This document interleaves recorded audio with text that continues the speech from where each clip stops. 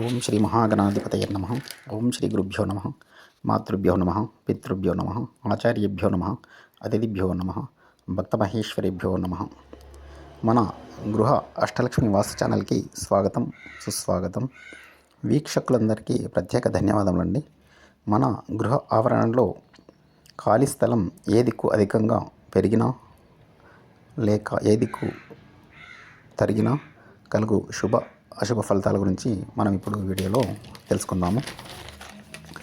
ముఖ్యంగా దక్షిణ దిక్కు చూసుకున్నట్లయితే దక్షిణ దిక్పాలపతి యముడు కాబట్టి ఒకవేళ దక్షిణ దిక్కు గృహానికి పల్లంగా ఉన్నా, అధికమైన ఖాళీ స్థలం ఉన్నా ఆ గృహంలో ఉండేవారికి చాలా అనుకోని ఇబ్బందులు, ఆపదలు, అపమృత్యు దోషాలు, సుఖజీవనం లేకుండుట, కలుగు అశుభ ఫలితాలు ఉండును.